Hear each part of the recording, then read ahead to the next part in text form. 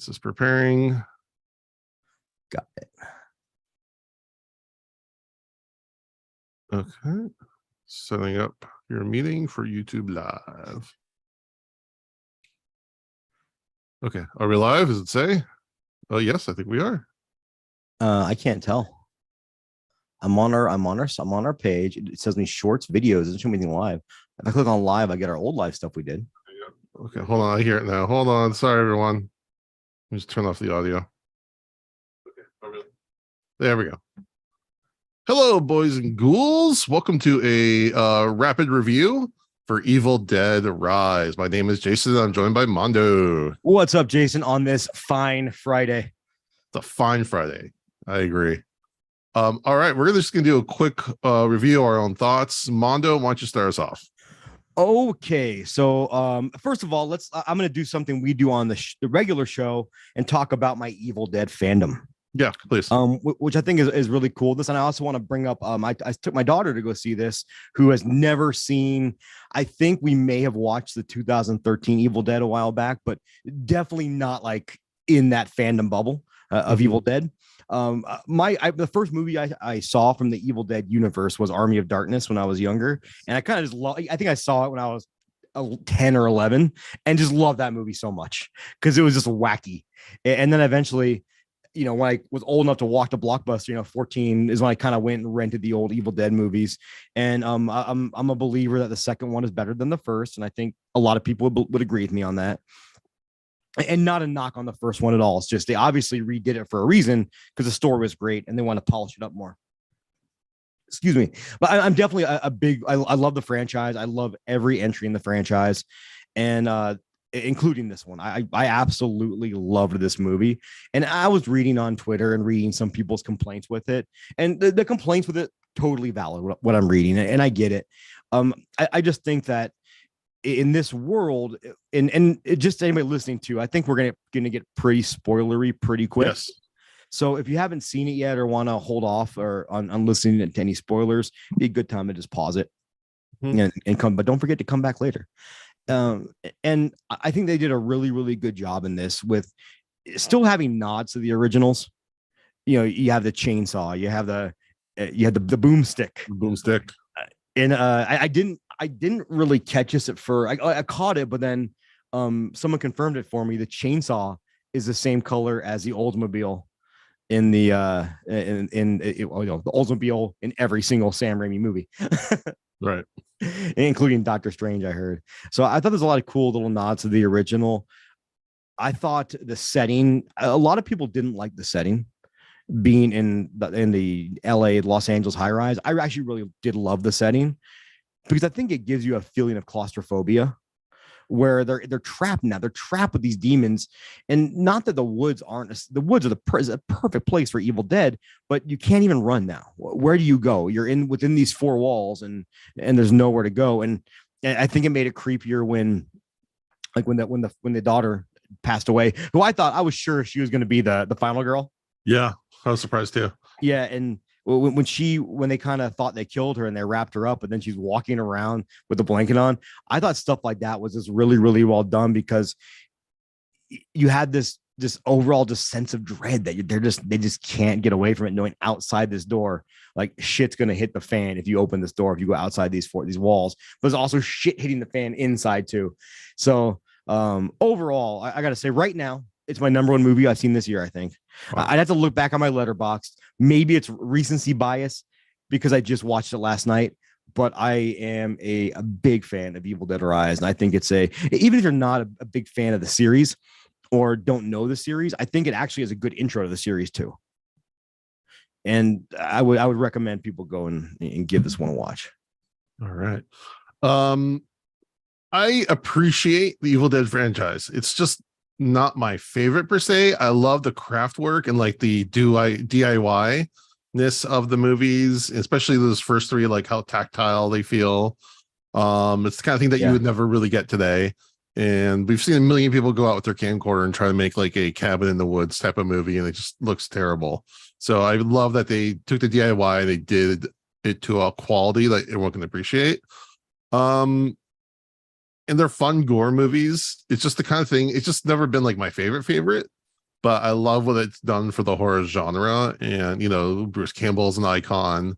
And I think my favorite is Army of Darkness. That movie is amazing just because it goes in so many places. Yeah, so over the top and just fun. Like that movie is fun. That's what I want from the Evil Dead movie. So yeah, I saw this one a couple nights ago, and again, I had fun with it in the moment. My problem is the thing that always trips me up about these movies is I don't understand the mechanics. How does one become dead-eyed, possessed, whatever you want to call it? Because like in 2013, it seemed like it was kind of like an infection. Like if someone like spewed in your mouth, you become infected. But like those rules are never really confirmed. In this one, he plays even more loosely.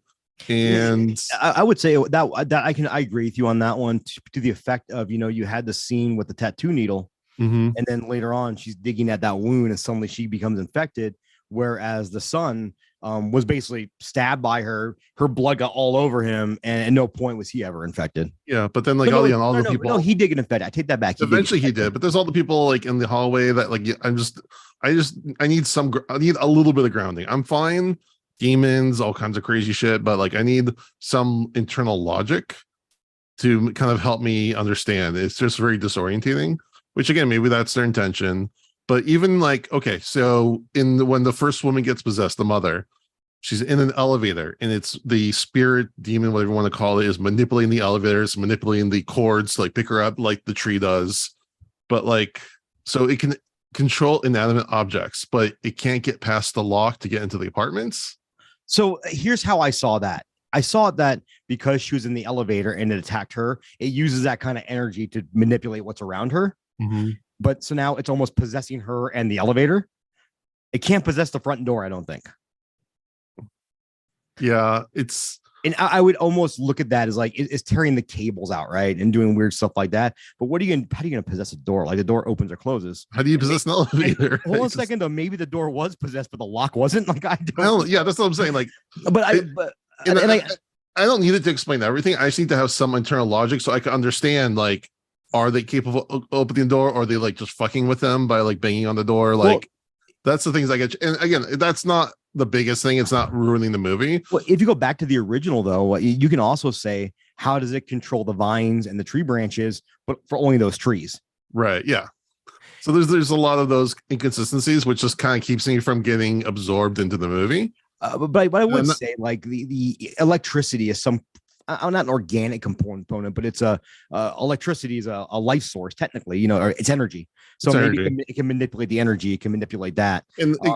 And the questions later on with the bloodbath, the shining scene. Yeah, that didn't bother me at all because of the way I saw it was I don't think the elevator started working. I think the entity with the possession of the elevator allowed it to work, knowing it was going to fuck with them. Yeah, but again, like if it wanted to kill them, it could have killed them a million times over. But again, that's like Freddy Krueger, though. Freddy Krueger could have killed so many teenagers if he just didn't want to have his fun. Like, but he had to set that classroom up the way he wanted it to. Yeah. That takes time, and he's not going to waste that. Right. I see it as a Deadites too, because if you look at all the Evil Dead movies, the Deadites are kind of having fun. Like if you go back to Evil Dead 2 with Ash's hand attacking him, and he looks in the mirror and he's fighting himself in the mirror. That's a Deadite just. That's a demon just being a dick. Right. And let me clarify. I'm not doing this to be nitpicky, like, why can't they do this? I'm saying in order for me to be absorbed in the story, those are things that take me out. Definitely. I think it's 100% valid. So that's my first criticism, for lack of a better term. The second was I actually don't think they use the setting very well, because what's the difference if you're stuck in the woods or if you're stuck in an apartment? I was hoping being in a city that they would like go different locations, kind of like in Scream 6, where they went to the subway, they opened it up a bit more. I was thinking Evil Dead Rise they'd have more like Deadites, more locations, or at least like more floors, more rooms. But here it's just what's this thing stuck in a cabin versus being stuck in this rather large apartment. Yeah, I definitely agree with you there to an extent. But to me, I think being stuck in an apartment and not being able to get out of the apartment, to me, kind of amplifies the claustrophobia a little bit, the fear a little bit, because I can't even go into the hallway. I can't jump out a window. I have no options to leave. Like I'm trapped in this apartment. You can I'm saying you can have your cake and eat it too. You can do that, but then have them break out and go somewhere else and like kind of open. If you're gonna play with the setting a little bit more, utilize it, or at least like have the very end shot. Like you remember, like in Zombie 2, where they're like zombies kind of coming out of the water, like something kind of like that. The Evil Dead are rising. Like there's like hundreds or at least a dozen or so Deadites, just kind of like kind of a cliffhanger kind of thing. I mean, which is I guess what the ending kind of did because there's still a Deadite left wreaking havoc. But like I want to see it's like a little bit more epic. Here's my question for you. So they're obviously have already said I think this is going to be the first movie of a trilogy. Mm-hmm. What if in the third one it's just chaos in the United States, and you have all this fighting going on, and then the light shines on a hero? Yeah, exactly.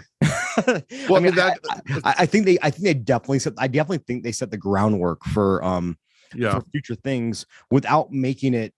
Because I think if you get too batshit crazy in the first one, like you're saying, and maybe it spreads to the streets of Los Angeles, now where do you go next? Like now it spreads to Nevada.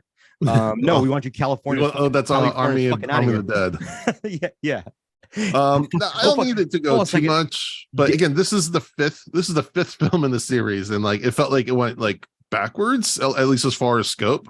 Yeah, I think I definitely will say, like, as much as I love this movie, if I had to rank it amongst the films, it'd be my least favorite. Mm-hmm. And that's not a knock on it. No, like that is not a knock on it at all. But I do think though, this movie as an entrance to newer fans, and you got to understand, the last Evil Dead came out in 2013. It's been 10 years. Yeah.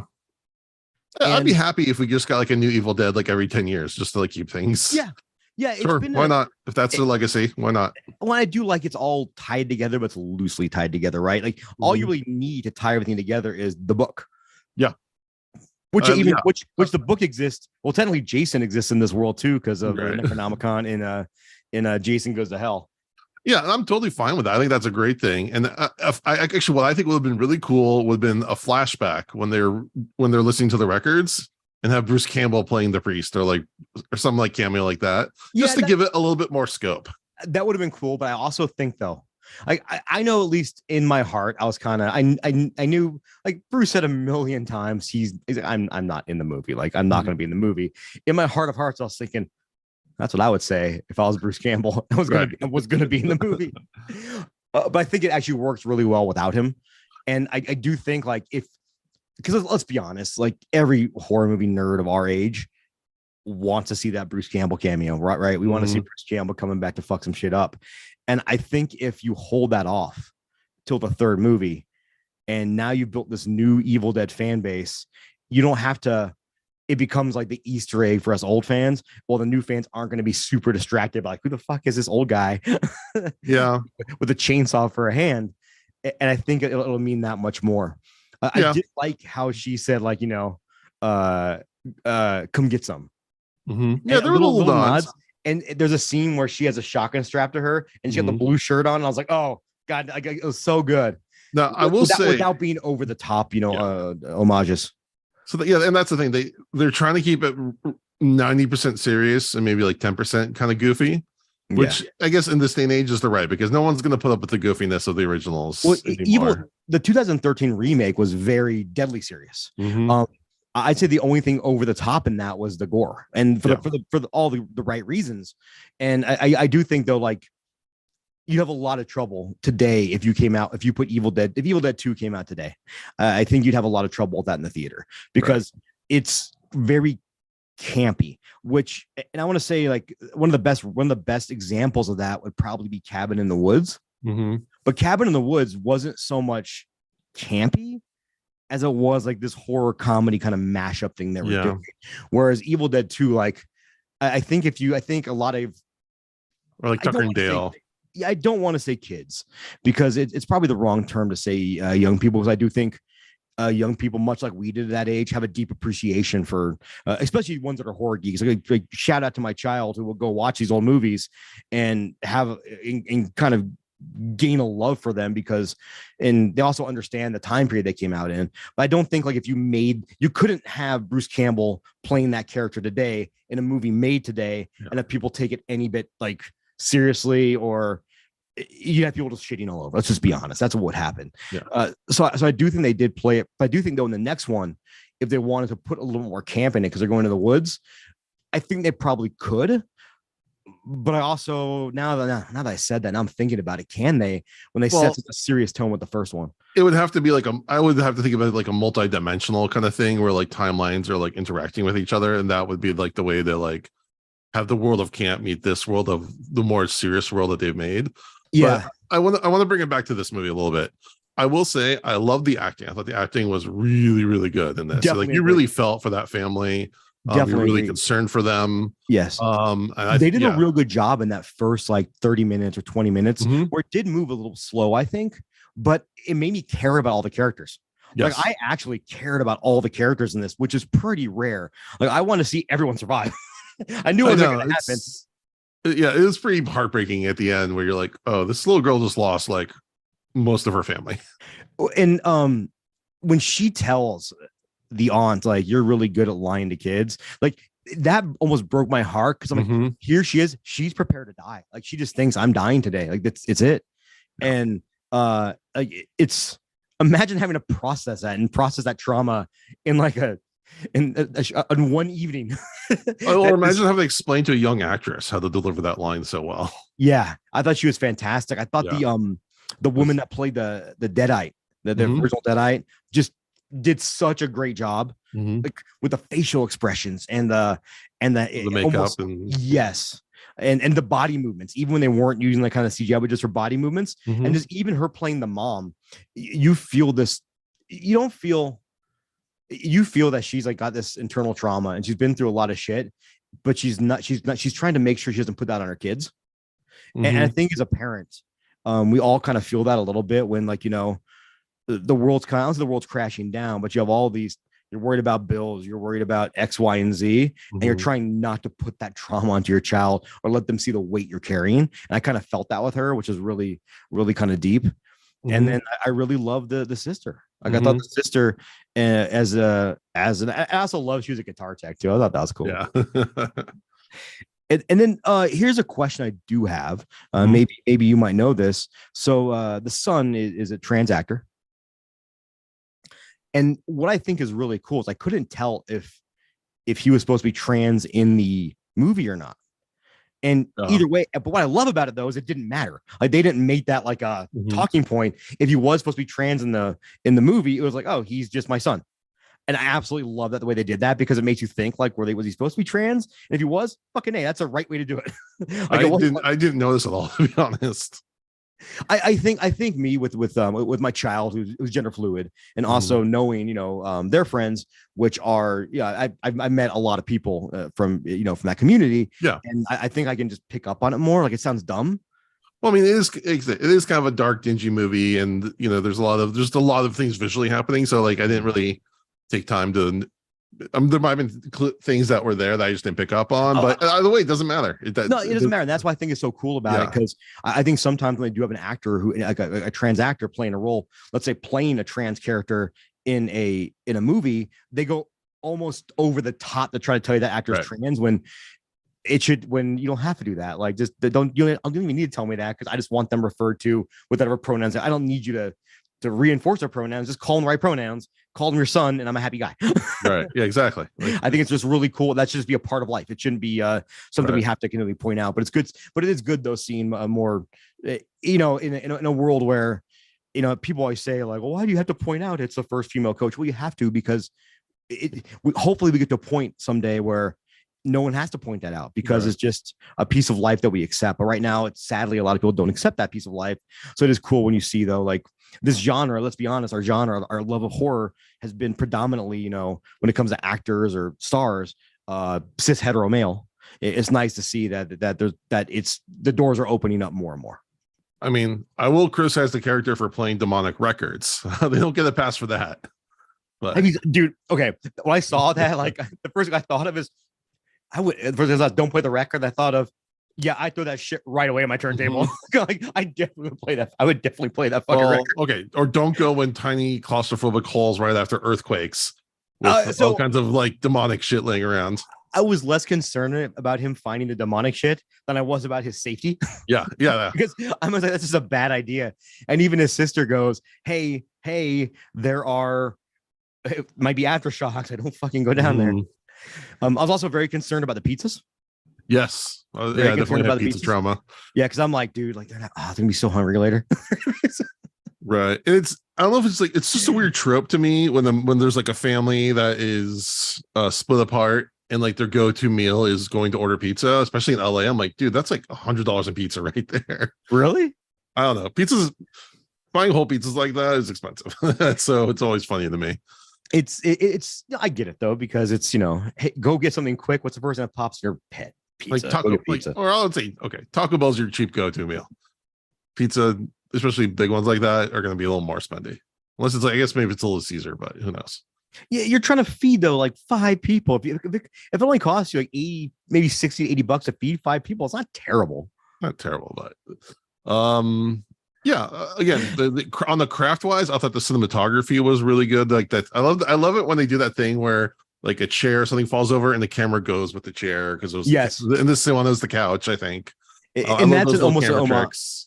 And it's almost an homage to the original too, because yeah, the original having all those cool camera shots that like I think when younger people see that nowadays, they take for granted some of those shots, because a lot of the shots, as you know, Sam Raimi was just coming up with on the fly and making like, all right, we're gonna put this camera in a stick and then twirl it around and see what happens.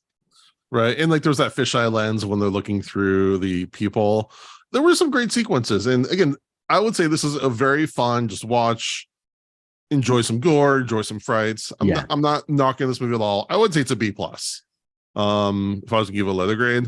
Yeah, which is, it's perfectly fine, and there's nothing wrong with it. And we talk a lot about, again, people, I think I hate this too. Like, I hate when people will like just completely shit on a movie and shit on the director and shit on the actors, and call them, fucking tag them on Twitter and call them out. Like, people put love into a movie. But there's also like a positive toxicity too toxic positivity that happens too, where someone will criticize a movie and everyone just piles on. I'm like, oh, you don't talk about, dude, like everyone's tastes are going to be different.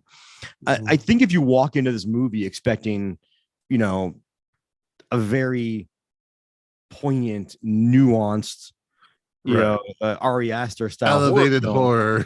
Yeah, you're not going to get that if you're walking into this and you just want to see fucking body parts and shit flying around. I think that's what you're going to get. But with that though, again, it's rare you throw a family of four at me at the beginning of a movie and I care about them. It's rare that happens. So bravo to the actor and the director, the actors for being great actors, and the writing for being, and the directing for the same person, I think, for just a great job with writing those characters and making them believable. And what was the little girl's name for her head on a stick? Was it Stephanie? The stabby? Stephanie. I love that so much. And she goes at one point in the movie, she goes, Stephanie might save us. And I think she uses it. She like stabs right the mouth. Man, how cool would it have been if there was like some magic spell or hex that she put on there, like some symbol or rune that unknowingly, and that like killed all the deadites. Like that would have been badass. That'd have been pretty cool too. There's a lot of cool ways they could have gone with it. Yeah, I feel like the wraparound too. I really love the wraparound. Yeah, wraparound was great. Yeah, I think that's my like. It's not. I'm not at all. I don't think there's anything bad about the movie. I just think it could have gone a little bit further. Kind of like as like kind of a one-off movie. I was kind of thinking of like Prey, the Predator movie, where it's kind of its own little self-contained story that kind of fits in with the larger narrative, but it's not, the movie's not dependent on that. But I feel like that added newer things and newer ideas. Where this one I felt like kind of fell back on the old ideas and dressed them up a little bit differently. So do you think the intro should have been at the very end? Yeah, the intro, I think. Yeah, I don't like it. Yeah, I don't love it when they do like when they have an intro that shows the aftermath of something and they go like one day earlier, kind of like in X.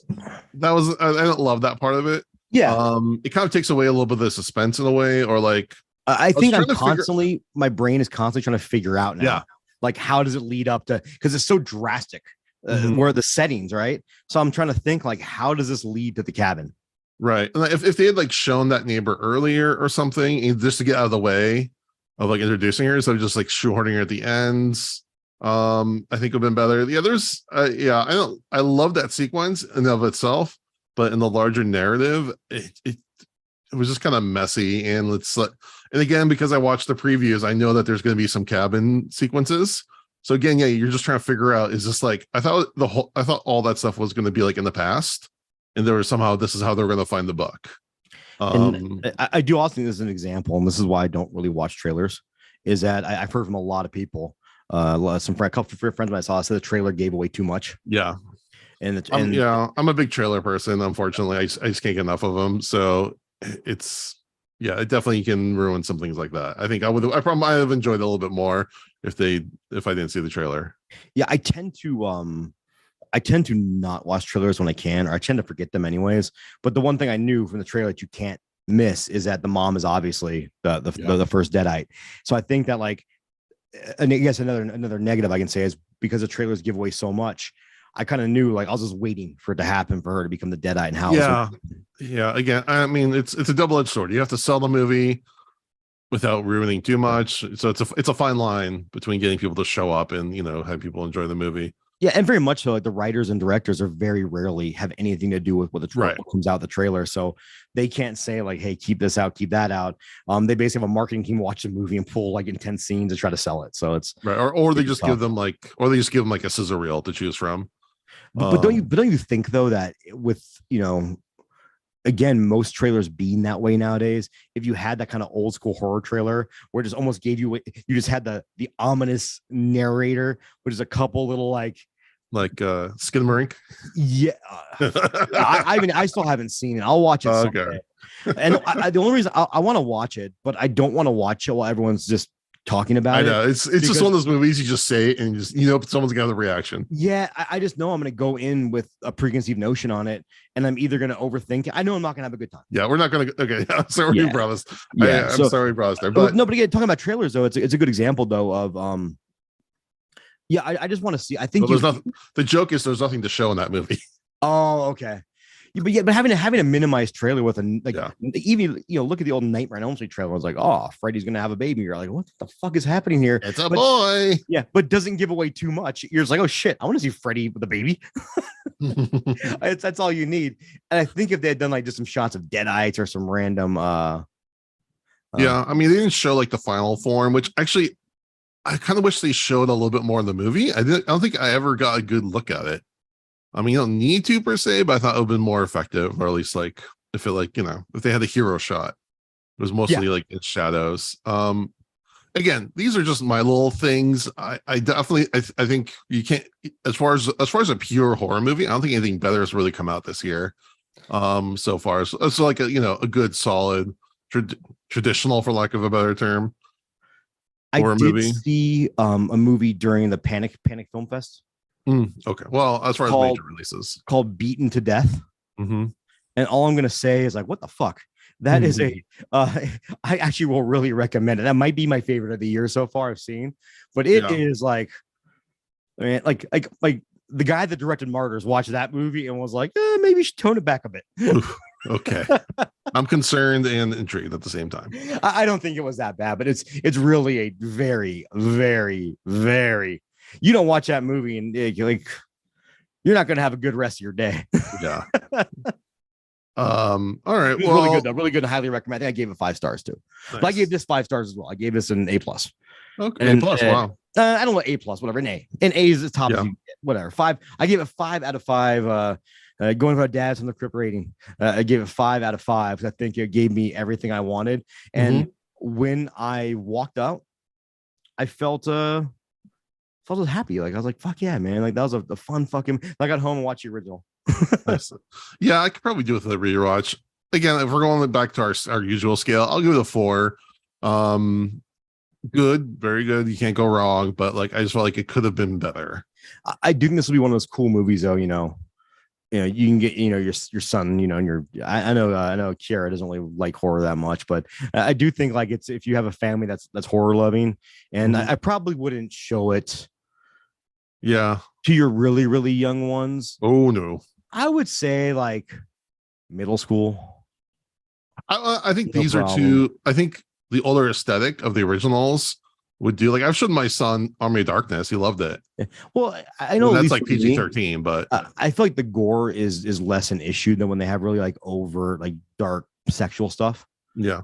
I always say that like Hellraiser is where I do the line with my kid watching movies, and actually Texas Chainsaw Massacre, because even though it wasn't bloody, the implied violence and just the grimness of it is very difficult. Whereas something like Nightmare on Elm Street has its goofy moments, and you can see you can see the prosthetics and the effects. Whereas Hellraiser with like the sex angles and stuff like that, I'm like, nah, you're too young for that. But I would say like 12 and up. Like I think if it again depends on the kid. Depends on the kid. If your kid kind of likes horror, and I think you show it to your kid, it'd be cool. One thing that I was curious if maybe got cut, but they kept talking about that cat in the and that I think we never saw the cat. Like I thought there was gonna be a dead-eyed cat. You did. What we saw the cat alive for like 2 seconds towards the end of the movie. The dead eye, it's all pissy because it can't. It's like, well, how do I get to them now? And then it looks up, but then you hear that, then it shows the cat actually scampering through the vents, okay. That was the catalyst for how she got into the vents and remember? Yeah, okay. It's coming back to me. I was expecting like a dead-eyed cat to pop up at some point, and I was kind of excited for that. Yeah. I'm good, man. Like when animals get die, and so they're showing a trailer for a new A24 movie with the hand. Oh yeah, I saw that. And they kept showing a dog in the movie. I'm like, oh god, no! they're gonna kill that fucking. They're gonna kill that fucking dog. That's some A20. That's some A24 shit. Mm-hmm. All right. Any other thoughts you want to throw out there? No, I think it's a great movie. I think it's gonna be a real fun. It's coming out. It's hitting streaming pretty quick. Yeah, and I think this would be a great movie to pair with 2013, like to watch back to back. Yeah, I think 2013 is a little bit more grim. Yeah, but I think they work in concert together. But I do think this would be a cool double feature. Like I said, you can watch with your older kids, your horror loving friends, horror loving family, and have a good time with it. And a quick shout out to anybody out there that might be in Las Vegas. Our new local art house theater, the Beverly Theater downtown, this month, or starting May 1st, every Monday, they'll be showing screenings of Bubba Hotep. Ooh, nice. Which, if you haven't seen that, like, go see Bubba Hotep. That's a fun movie. There's just a new 4K release of it too, and I haven't got it, but yeah, Bubba Hotep is such a fun movie. Like, I think that's Bruce Campbell actually at his best. Yeah. All right. Don Coscarelli. And Don Coscarelli. Right. All right. Well, I think that wraps it up. We thank everyone for listening to Dads from the Crypts. Adios.